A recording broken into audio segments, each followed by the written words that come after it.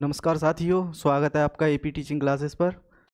DSSB Hindi session की हमारी वाक्यों का परिवर्तन की आज 6वीं क्लास है। साथियों, हम 2020 तक के यहाँ पर क्वेश्चन देखेंगे। इसके बाद हम इस क्लास के बाद इस टॉपिक के बाद जस्ट हमारी जो एडवांस लेवल के क्वेश्चन जो आपके एग्ज़ाम में पूछे जा रहे हैं हिंदी से रिलेटेड, उनको देखेंगे। तो पहले आज स्टार्ट करते हैं अपनी क्लास नंबर 6, वाक्यों का परिवर्तन। ठीक है, तो पहला क्वेश्चन देखते हैं आज का। निम्न में से कौन सा शब्द तद्भव है? निम्न में से कौन सा शब्द तद्भव है? और ये क्वेश्चन, निम्न में से कौन सा शब्द तद्भव है? ऑप्शन क्या है? गृह, घटिका, घोड़ा और घृणा। ठीक है, गृह, घटिका, घोड़ा और घृणा। 10 ग्रेड प्रारंभिक परीक्षा 2019 में आया हुआ क्वेश्चन है ये। तो इसका सही आंसर क्या होगा? इसका सही आंसर होगा घोड़ा। घोड़ा एक तद्भव शब्द है, बाकी ये सभी तत्सम है। ठीक है, गृह किसका है? घर का। क्लियर? घोड़ा का तत्सम शब्द होता है घोटक। मैंने आपको ये पिछली क्लासेस में भी बताया था, घोड़ा का तत्सम होता है घोटक। क्लियर? चलिए अगला क्वेश्चन देखते हैं। हफ्ता कैसा शब्द है? हफ्ता कैसा शब्द है? ठीक है, ऑप्शन क्या है? तत्सम, देशज, विदेशी, तद्भव। 10 ग्रेड प्रारंभिक परीक्षा 2019 में ये क्वेश्चन आपसे पूछा गया है। तो आपको बताना है हफ्ता कैसा शब्द है। तो हफ्ता जो है वो एक विदेशी शब्द है। क्लियर? हफ्ता कैसा शब्द है? एक विदेशी शब्द है। अगला क्वेश्चन देखते हैं। निम्न में से कौन सा शब्द तत्सम है? तत्सम शब्द आपको बताना है। नींबू, नारियल, लोहा, लवण। 10 ग्रेड सेकंड प्रारंभिक परीक्षा 2019 में आया हुआ क्वेश्चन है ये। आपको तत्सम शब्द बताना है किसका? इन 4 ऑप्शन में से कि तत्सम शब्द कौन सा है। ठीक है, नींबू, नारियल और लोहा, लवण। नींबू का तत्सम क्या होता है? नींबू का तत्सम होता है निम्बुक। निम्बुक, निम्बुक, निम्बुक होता है नींबू का तत्सम। ठीक है, नारियल का होता है नारिकेल। नारिकेल, नारिकेल होता है नारियल का। लोहा का होता है लौह। लोहा का क्या होता है? लौह। ठीक है, तो आपका आंसर क्या है? ऑप्शन नंबर 4, लवण। लवण का तद्भव शब्द क्या होता है? नमक। नमक होता है या लूण। लूण। ठीक है, ये इसका लवण तत्सम शब्द है और इसका तद्भव होता है नमक या लूण। ठीक है, नींबू का निम्बुक, नारियल का नारिकेल तत्सम और लोहा का लौह। ये क्वेश्चन आपसे 2019 में पूछा गया था। आपको इसमें से तत्सम शब्द बताना था, तो इसका आंसर है लवण। क्लियर? अगला क्वेश्चन देखते हैं। मैंने उसे आज तक नहीं, मैंने उसे देखा तक नहीं। मैंने उसे देखा तक नहीं वाक्य में क्रिया विशेषण है। ऑप्शन क्या है? नहीं, तक, मैंने, सॉरी यहाँ पे चैने नहीं, यहाँ पर होगा मैंने। यहाँ पर होगा मैंने, मैंने होगा यहाँ। ठीक है, उसे देखा। ठीक है, नहीं, तक, मैंने उसे देखा। 10 ग्रेड प्रीलिम्स एग्जाम 2019 का आया हुआ क्वेश्चन है और इस क्वेश्चन का सही आंसर क्या होगा? इसमें आपको क्रिया विशेषण बताना है। ठीक है, तो इसका सही आंसर है तक। क्रिया विशेषण क्या होगा? तक। मैंने क्या है? सर्वनाम है और उसे ये भी सर्वनाम है। मैंने क्या हो गया? ये उत्तम पुरुष सर्वनाम है। उत्तम पुरुष सर्वनाम। मैंने उत्तम पुरुष सर्वनाम है। उत्तम पुरुष सर्वनाम है, जबकि उसे देखा ये क्या है? अन्य पुरुष सर्वनाम। अन्य पुरुष सर्वनाम है ये। उसे क्या हो गया? अन्य पुरुष सर्वनाम। तक हो गया क्रिया विशेषण। ठीक है, तो इस तरह से इस क्वेश्चन को हमने देखा। मैंने उसे देखा तक नहीं, इसका सही आंसर होगा, इसमें क्रिया विशेषण आपको से पूछा गया, तो इसका सही आंसर होगा तक। अगला क्वेश्चन क्या है? सर्दी किस प्रकार की संज्ञा है? सर्दी किस प्रकार की संज्ञा है? ऑप्शन है पदार्थवाचक, भाववाचक, जातिवाचक, व्यक्तिवाचक। तो सर्दी जो है वो एक भाववाचक संज्ञा है। ठीक है, सर्दी क्या है? एक भाववाचक संज्ञा है। अगला क्वेश्चन देखते हैं। निम्न में से कौन सा शब्द स्त्रीलिंग है? स्त्रीलिंग शब्द आपको बताना है। ऑप्शन क्या है? पहला ऑप्शन है खुमार, खबर, खलिहान या खाका। ठीक है, तो इसका सही आंसर क्या होगा? स्त्रीलिंग कि तुम्हारे ऊपर से उसका खुमार अभी तक नहीं उतरा, तो ये नहीं होगा। ऐसे आप वाक्य बनाकर देखिए। अगर आपको नहीं पता है, मुझे तुम्हारी खबर मिल चुकी है, मुझे तुम्हारी खबर मिल चुकी है, तो यही ये भी एक ऑप्शन है। खलिहान, खेत खलिहान, खलिहान का अर्थ होता है जैसे खेत और खलिहान। ठीक है, खाका, मैंने उसका खाका तैयार किया, ये भी ये पुल्लिंग शब्द है, खलिहान भी पुल्लिंग शब्द है। तो स्त्रीलिंग शब्द एक ही ऑप्शन बचा है, ऑप्शन नंबर 2 खबर। मुझे तुम्हारी खबर मिल चुकी है, यही इसका सही आंसर होगा। क्या स्त्रीलिंग शब्द पूछा है तो खबर इसका सही आंसर होगा। नेक्स्ट क्वेश्चन, वह आया और मैं गया किस प्रकार का वाक्य है? वह आया और मैं गया, ऑप्शन है संयुक्त वाक्य, सरल वाक्य, उपवाक्य या मिश्र वाक्य। 10 ग्रेड प्रारंभिक परीक्षा 2019 में आया हुआ क्वेश्चन है ये कि वह आया और मैं गया। तो मैंने कहा था, एक कीवर्ड बताए थे कि जहां और, क्योंकि, और क्योंकि, क्योंकि और क्योंकि, पर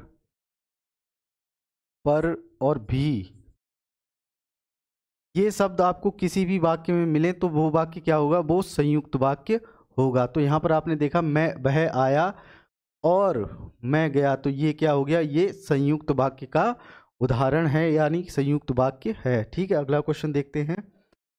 परामर्श में किस उपसर्ग का प्रयोग हुआ है? ऑप्शन नंबर 1 परा, पर, मर्श या पा। 10 ग्रेड प्रारंभिक परीक्षा 2019 में आया हुआ क्वेश्चन है। तो परामर्श में परा उपसर्ग का प्रयोग हुआ है। उपसर्ग क्या होते हैं ये हम ऑलरेडी डिस्कस कर चुके हैं। अगर आपको जानना है तो आप पिछली क्लासेस को देख लीजिए, वहाँ आपको अच्छे से पता चल जाएगा, मैंने इसका अर्थ भी बताया था। ठीक है, तो परा उपसर्ग से परामर्श शब्द बना है। अगला क्वेश्चन क्या है? जहाँ सूरज निकलता है वहाँ अंधेरा गायब हो जाता है। वाक्य में जहाँ सूरज निकलता है किस प्रकार का उपवाक्य है? ऑप्शन क्या है? संज्ञा उपवाक्य, क्रिया उपवाक्य, क्रिया विशेषण उपवाक्य या विशेषण उपवाक्य। ये 10 ग्रेड सेकंड प्रारंभिक परीक्षा 2019 में आपसे पूछा गया था। तो ऐसे भी स्टेटमेंट आपको, स्टेटमेंट से रिलेटेड क्वेश्चन आपसे पूछता है कि जहाँ सूरज निकलता है वहाँ अंधेरा गायब हो जाता है। वाक्य में जहाँ सूरज निकलता है किस प्रकार का उपवाक्य है? तो ये क्रिया विशेषण प्रकार का उपवाक्य है कि जहाँ सूरज, जहाँ, ये सूरज की विशेषता, मतलब विशेषता बता रहा है कहाँ? जहाँ सूरज निकलता है, तो ये जहाँ सूरज, ये विशेषता होगी, निकलना क्या होगी? क्रिया। तो क्रिया विशेषण उपवाक्य है। जो ऐसे वाक्य जो क्रिया की विशेषता बताते हो वो क्रिया विशेषण कहलाते हैं। तो क्रिया क्या है? निकलना, और उसकी विशेषता क्या है? जहाँ। ठीक है, जहाँ भी सूरज निकलता है वहाँ अंधेरा गायब हो जाता है, ये इसकी विशेषता हो गई। अगला क्वेश्चन देखते हैं। टिकाऊ किस प्रकार का विशेषण है? संख्यावाचक, परिमाणबोधक, गुणवाचक या सार्वनामिक विशेषण। तो मैंने जब विशेषण के टाइप आपको, इस क्वेश्चन जब हम देख रहे थे तो वहाँ पर इसके बारे में बताया था कि जो टिकाऊ है वो किसकी, किसी भी वस्तु की गुण, दशा, आकार का बोध कराते हैं। तो ऐसे शब्द क्या होते हैं? गुणवाचक विशेषण होते हैं। तो इस ऑप्शन नंबर 3 इसका सही आंसर होगा। टिकाऊ जो है वो एक गुणवाचक विशेषण है जो किसका, इसकी दशा या कंडीशन बोध, दशाबोधक परिमाणवाचक का प्रकार है, नहीं सॉरी, दशाबोधक गुणवाचक का प्रकार है। तो इसका सही आंसर क्या होगा? टिकाऊ गुणवाचक विशेषण है। ठीक, अगला क्वेश्चन क्या है? वह सर्वनाम का परिमाणवाचक विशेषण है। वह जो है सर्वनाम का आपको परिमाणवाचक बताना है। ऑप्शन है ऐसा, इतना, उतना, वैसा। 10 ग्रेड प्रारंभिक परीक्षा 2019 में आया हुआ क्वेश्चन है ये। आपको बताना है कि वह जो सर्वनाम है उसका परिमाणवाचक विशेषण क्या बनेगा। ऑप्शन आपके सामने है। इसका ये अब देखते हैं क्या है। वह जो है वो एक निश्चयवाचक सर्वनाम है। कौन सा? निश्चयवाचक सर्वनाम है। निश्चयवाचक, निश्चयवाचक सर्वनाम है। ठीक है। अब इसका परिमाणवाचक सर्वनाम जो बनेगा वो क्या होगा? परिमाण का अर्थ क्या होता है? माप। परिमाण का अर्थ होता है माप, जैसे किसी चीज को नापना। इसे किस में मापा जाता है वो मैंने आपको बता दिया, जैसे लीटर, किलोग्राम इस टाइप, या मीटर इस टाइप के जो भी माप से रिलेटेड वस्तुएं या वस्तु या फिर कुछ भी द्रव्य पदार्थ होते हैं जिनका माप हो सकता है, वो परिमाणवाचक विशेषण, परिमाण बोधक विशेषण के अंतर्गत आते हैं। ठीक, तो ऐसा का जो वह शब्द है उसका परिमाण क्या होगा? उतना। का सही आंसर क्या होगा? उतना। क्लियर? ऐसा का होगा वह, और ये है उतना, इसका वह का होगा उतना। ठीक है। निम्न में प्रेरणार्थक क्रिया है। प्रेरणार्थक क्रिया मैंने आपको बताई थी कि जिसमें कर्ता स्वयं कार्य ना कर कर किसी दूसरे को कार्य करने के लिए प्रेरित करता है या दूसरे से कार्य करवाता है। तो ऑप्शन क्या है? पढ़ना, ओढ़ना, फैलाना या गिरना। ठीक है।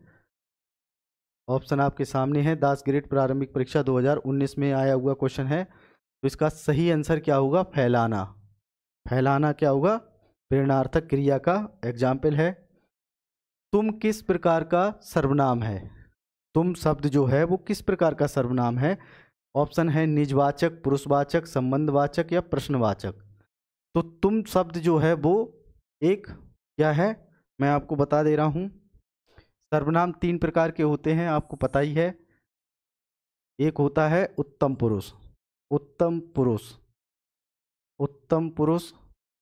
दूसरा होता है मध्यम पुरुष। ये पुरुषवाचक सर्वनाम के प्रकार होते हैं। पुरुषवाचक सर्वनाम के प्रकार मध्यम पुरुष। और तीसरा जो होता है वो होता है अन्य पुरुष। क्या होता है? अन्य पुरुष, अन्य पुरुष। ठीक है। इनके एग्जाम्पल भी देख लेते हैं कौन कौन से। जैसे कि उत्तम पुरुष में वक्ता या लेखक स्वयं के लिए, जब स्वयं के लिए कोई बात कहता है तो वह उत्तम पुरुष होता है। जैसे मैं, मेरा, हम या हमारा, हम या हमारा, हमारा या आप। ठीक है, ये हो गया। ठीक है। इसके बाद मध्यम पुरुष में फर्स्ट पर्सन जिससे कि वक्ता बात करता है उन दोनों के बीच में, जैसे कि तुम, तू, तेरा, तेरा, तुम्हें, तुम्हें, और होता है तुम्हारा, तुम्हारा।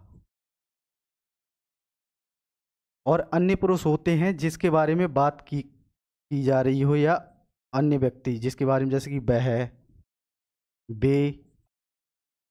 ठीक है। वह, बे, यह, ये लोग, वे लोग इस टाइप के। तो पुरुषवाचक सर्वनाम जो हैं वो तीन टाइप के होते हैं। कौन कौन से मैंने आपको यहाँ पर बताया। उत्तम पुरुष, उत्तम पुरुष कौन कौन सा? जिसमें वक्ता या लेखक स्वयं के बारे में कोई बात कहता है या जिसका बोध स्वयं के अंतर्गत, स्वयं के लिए होता है, जैसे मैं, मेरा, हम, हमारा। ठीक है। इसी तरह मध्यम पुरुष में क्या होता है? जिससे बात कर, जिससे करता, जिससे वक्ता बात करता है, या ठीक है, जैसे दो लोग होते हैं वो आपस में कोई बात करते, तो जैसे एग्जाम्पल क्या है? तुम, तू, तेरा, तुम्हें, तुम्हारा। ये क्या है? मध्यम पुरुष। ठीक है। अन्य पुरुष में किस थर्ड पर्सन होता है जिसके बारे में बात की जा रही है, जैसे वह, बे, यह। ये इसके उदाहरण थे। क्वेश्चन में पूछा गया है तुम शब्द। तुम शब्द किस प्रकार का सर्वनाम है? तो आप समझ ही गए होंगे कि तुम शब्द जो है पुरुषवाचक सर्वनाम है, और ये किस टाइप का? ये मध्यम पुरुष सर्वनाम है। ठीक है। अगला क्वेश्चन देखते हैं। संसार में संतोष से बढ़कर कोई सुख नहीं, कैसा वाक्य है? संसार में संतोष से बढ़कर कोई सुख नहीं, कैसा वाक्य है? ऑप्शन नंबर 1 मिश्र वाक्य, ऑप्शन नंबर 2 सरल वाक्य, ऑप्शन नंबर 3 प्रश्नवाचक वाक्य, ऑप्शन नंबर 4 संयुक्त वाक्य। ये DSSB दास ग्रेड प्रारंभिक परीक्षा में आपसे क्वेश्चन पूछा गया है। तो संसार में संतोष से बढ़कर कोई सुख नहीं है, ये एक सरल वाक्य है। ठीक है। प्रश्नवाचक, संयुक्त वाक्य और मिश्र वाक्य, ये मैंने आपको ऑलरेडी बताए हैं कि कौन कौन से मिश्र वाक्य टाइप होते हैं, किस प्रकार उसे पहचान सकते हैं। ऐसे ही संयुक्त वाक्य को भी मैंने बताया था, और प्रश्नवाचक तो आप सभी जानते ही हैं। ठीक है, अगला क्वेश्चन है, निम्नलिखित में से कौन सा शब्द पुल्लिंग है? ठीक है, सौंदर्य, दौड़, मूर्खता, जड़ता। 10 ग्रेड सेकंड प्रारंभिक परीक्षा 2019 में आया हुआ क्वेश्चन है ये। आपको पुल्लिंग शब्द बताना है, सौंदर्य, दौड़, मूर्खता या जड़ता। तो इसका सही आंसर क्या होगा? ठीक है, पहले सौंदर्य, क्योंकि दौड़ आयोजित की, तुम्हारी मूर्खता पर हंसी आती है। ठीक है, इस टाइप से भी आप वाक्य बना के पहचान सकते हैं। तो सौंदर्य क्या है? एक पुल्लिंग शब्द है। पयो शब्द के साथ दा जोड़ने से उसका अर्थ हो जाएगा। तो पयोद, पयो के साथ दा जोड़ेंगे तो क्या बन जाता है? पयोद। और मैंने जब पर्यायवाची आपको पढ़ाया था, पयोद किसका पर्यायवाची होता है? पयोद बादल या मेघ का पर्यायवाची होता है। बादल या मेघ, मेघ का पर्यायवाची होता है। तो ऑप्शन क्या है? मेघ, तड़ाग, अंबुज या सिंधु। तो इसका सही आंसर होगा मेघ, क्योंकि तड़ाग तालाब का पर्यायवाची है, अंबुज कमल का, और सिंधु समुद्र का पर्यायवाची है। ठीक है, तो पयोद शब्द किसका अर्थ हो जाता है? पयो, पयो में दा शब्द जोड़ने पर क्या अर्थ बनेगा? मेघ, मेघ अर्थात बादल। ठीक है, चलिए अगला क्वेश्चन देखते हैं। अगला क्वेश्चन है, निम्नलिखित में से कौन सा शब्द स्त्रीलिंग है? 10 ग्रेड प्रारंभिक परीक्षा 2019 में क्वेश्चन पूछा गया है। आपको बताना है स्त्रीलिंग शब्द कौन सा है? अनुज, कोशिश, प्रयास या मानव। बहुत सिंपल है, तुमने कोशिश की, अर्थात ऑप्शन नंबर 2 इसका सही आंसर होगा। ठीक है, कोशिश, तुम्हारा प्रयास अच्छा था। मानव एक सामाजिक प्राणी है। ठीक है, तो ये पुल्लिंग शब्द हो गया, जैसे मानव, प्रयास और अनुज। स्त्रीलिंग शब्द क्या है? कोशिश। अगला क्वेश्चन देखते हैं, क्वेश्चन नंबर 18, संयुक्त वाक्य पहचानिए। इस टाइप के क्वेश्चन में आशा करता हूँ, इस टाइप के क्वेश्चन में तो आपको कतई दिक्कत नहीं होगी। जैसे खबर मिलते ही मैं चल पड़ा, ऑप्शन पहला था खबर मिलते ही मैं चल पड़ा। मैंने भोजन किया और मैं सो गया। मेरे आते ही वह उठ बैठा, यदि वह ना आई तो तुम मत जाना। DSSB 10 ग्रेड प्रारंभिक परीक्षा 2019 में ये क्वेश्चन आपसे पूछा गया था। इसका सही आंसर क्या होगा? मैंने कहा था कि जब दो स्वतंत्र वाक्यों को बीच में आपस में जोड़ने वाला पदबंध पाया जाए तो वह संयुक्त वाक्य होता है। जैसे उसको कीवर्ड मैंने भी बताए थे, और, पर, भी, क्योंकि। ठीक है, मैंने भोजन किया और मैं सो गया, तो यही इसका सही आंसर होगा, ऑप्शन नंबर 2। यदि वह ना आए तो तुम मत जाना, ये मिश्र वाक्य का उदाहरण है। किसका? मिश्रित वाक्य का एग्जाम्पल है। खबर मिलते ही मैं चल पड़ा, ये सरल वाक्य है। मेरे आते ही वह उठ बैठा, ये भी सरल वाक्य का प्रकार है। चलिए अगला क्वेश्चन देखते हैं। तुम कब आओगे वाक्य में रेखांकित पद है। ठीक है, तुम कब आओगे वाक्य में रेखांकित पद है। प्रश्नवाचक सर्वनाम, साधारण क्रिया, अव्यय, पुरुषवाचक सर्वनाम। तो रेखांकित पद ये तुम है। ठीक है, तुम शब्द जो है वो रेखांकित पद है। इसमें आपको बताना है कि तुम क्या है। प्रश्नवाचक सर्वनाम है? बिल्कुल नहीं, अभी मैंने बताया। साधारण क्रिया ये भी नहीं, अव्यय भी नहीं, बल्कि पुरुषवाचक सर्वनाम है। मध्यम पुरुषवाचक सर्वनाम का प्रकार है क्या? तुम। चलिए अगला क्वेश्चन देखते हैं। धाता शब्द का स्त्रीलिंग बनेगा धात्री, धातव्य, धाती या धात्री। 10 ग्रेड प्रारंभिक परीक्षा 2019 में यह क्वेश्चन आपसे पूछा गया। धाता शब्द का स्त्रीलिंग क्या बनेगा? धातव्य या धातव्यी। क्लियर? नेक्स्ट क्वेश्चन, हम 2 दिन के लिए वहां जाएंगे में क्रिया है। हम 2 दिन के लिए वहां जाएंगे, इसमें आपको क्रिया बतानी है कौन सी है। ऑप्शन नंबर 1 2 दिन, हम, वहां, जाएंगे। तो क्रिया सिंपल सी है, जिससे किसी कार्य का करना या होना, होने का बोध हो या समझा जाता है तो उसे क्रिया कहते हैं। तो करने, क्या इसमें ऐसा ऑप्शन है जो इसका बोध कराता है? तो ऑप्शन नंबर 4 जाएंगे, ये क्या हो गई? क्रिया या एक्शन। ठीक है, हम क्या है? हम सर्वनाम, हम सर्वनाम है, ठीक है, जो संज्ञा के स्थान पर प्रयोग किया जाता है। सर्वनाम पुरुषवाचक सर्वनाम है। ये कौन सा? उत्तम पुरुषवाचक सर्वनाम है। ठीक है, अगला क्वेश्चन देखते हैं। साफल्य शब्द है, साफल्य शब्द है भाववाचक संज्ञा, विशेषण, सर्वनाम या क्रिया विशेषण? तो साफल्य शब्द जो होता है वो भाववाचक संज्ञा है। अगला क्वेश्चन देखते हैं। कौन सा वाक्य सरल वाक्य है? कौन सा वाक्य सरल वाक्य है? जब तुम आओगे तब मैं जाऊंगा। वे गए और लौट आए। वे गए और लौट आए। उसने बताया कि मोहन घर पर है। वह और मोहन अभी अभी गए। वह और मोहन अभी अभी गए। यहाँ पर गए और होगा। ठीक है, ये चार ऑप्शन आपके सामने हैं। अब इनमें से कौन सा सरल वाक्य है ये आपको बताना है। तो इसका सही जो आंसर होगा वो होगा सरल वाक्य। देखो, जब तुम आओगे तब मैं जाऊंगा, ये क्या हो गया? ये मिश्र वाक्य का उदाहरण है। मिश्र वाक्य का उदाहरण है। वे गए और लौट आए, ये क्या है? ये संयुक्त वाक्य का एग्जाम्पल है। संयुक्त वाक्य का एग्जाम्पल है। उसने बताया कि मोहन घर पर है, ये भी संयुक्त वाक्य का एग्जाम्पल है। जबकि ऑप्शन नंबर 4 जो है, वह और मोहन अभी अभी गए, ये सरल वाक्य का उदाहरण है। निम्नलिखित में से कौन सा शब्द पुल्लिंग है? करवट, अवज्ञा, सूरत, घाट। ठीक है, तो करवट, उसने करवट बदली, स्त्रीलिंग है, ये नहीं होगा। तुमने मेरी आज्ञा की, मतलब उसने मेरे आदेश की अवज्ञा की, तो ये भी स्त्रीलिंग है। तुम्हारी सूरत बिगड़ गई। सूरत बिगड़ गई क्या है? स्त्रीलिंग है। तो घृणा, घाट जो है ऑप्शन नंबर 4, घाट पर स्नान किया, तो यही आपका सही आंसर है ऑप्शन नंबर 4। एक पुल्लिंग शब्द क्या होगा इसका? घाट। घाट क्या है? एक पुल्लिंग शब्द है। अगला क्वेश्चन देखते हैं। कौन सा भेद उपवाक्यों का नहीं होता है? क्रिया विशेषण उपवाक्य होते हैं, संज्ञा उपवाक्य, विशेषण उपवाक्य, अव्यय उपवाक्य। ये 4 ऑप्शन थे। अब हम देखते हैं कि उपवाक्यों का कौन सा टाइप नहीं होता। क्रिया विशेषण उपवाक्य होता है, संज्ञा उपवाक्य भी होता है, विशेषण उपवाक्य भी होता है, लेकिन अव्यय उपवाक्य नहीं होता है। क्वेश्चन में पूछा गया उपवाक्य नहीं होता, तो कौन आंसर क्या होगा? इसका आंसर होगा ऑप्शन नंबर 4। यही आपका सही आंसर है कि अव्यय का कोई उपवाक्य नहीं होता है। ठीक है, तो चलिए अगला क्वेश्चन देखते हैं। अमेलित कारक चिन्ह को पहचानिए। मतलब आपको यहाँ कारक, एक तरफ कारक चिन्ह को आपको पहचानना है। ठीक है, जैसे कर्ता ने कर्म को, सही है। अपादान के लिए, अपादान के लिए, संबंध का, संबंध का, के, की, करण के द्वारा।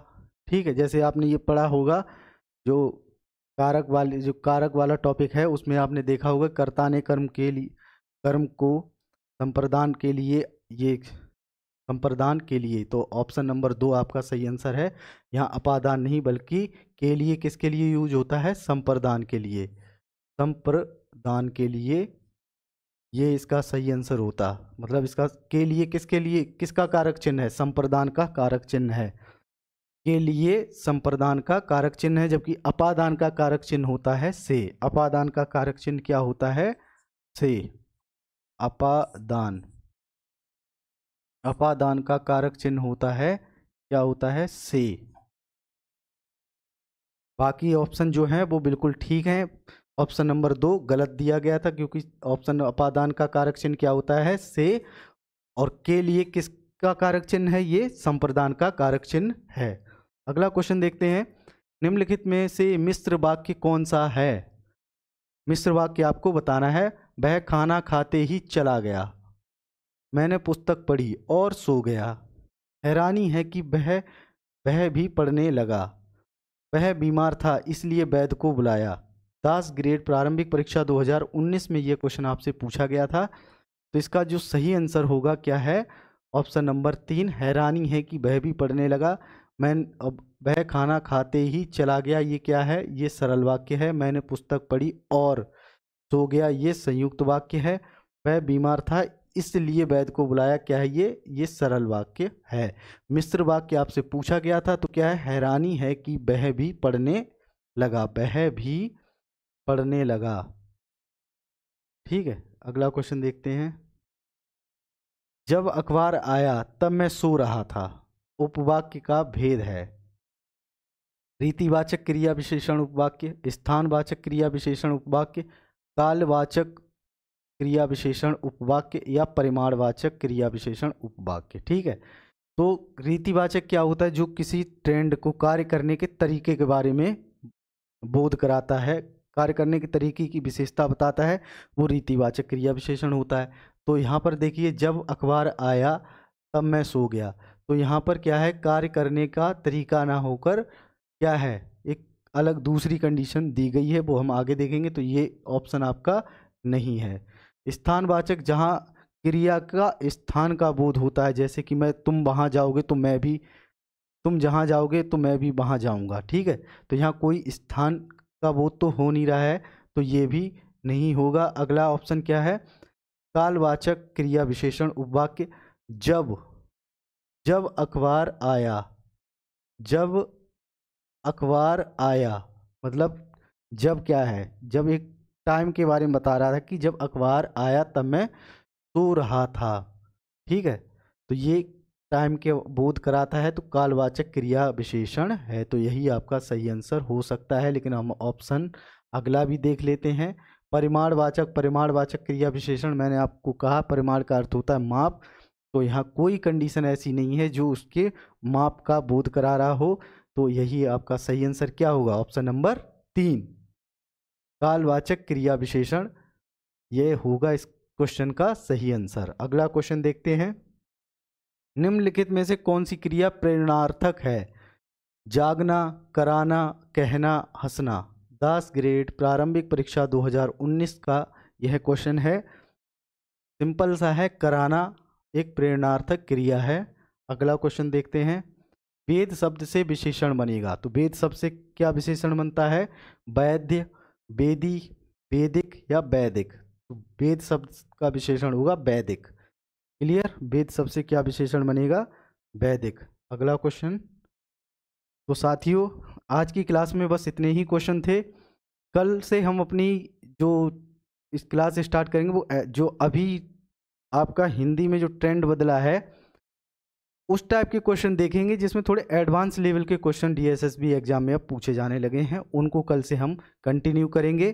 तो हमारे साथ बने रहिए और ट्रेंड को फॉलो कीजिए कि कैसे कैसे आपका जो डीएसएसबी में हिंदी से रिलेटेड क्वेश्चन पूछे जा रहे हैं, ताकि आप अच्छी हिंदी को अच्छे से तैयार कर सकें और उसमें अच्छे ज़्यादा से ज़्यादा नंबर ला सकें। ठीक है, तो चलिए मिलते हैं अगली क्लास में, तब तक के लिए अपना ख्याल रखिए। जय हिंद।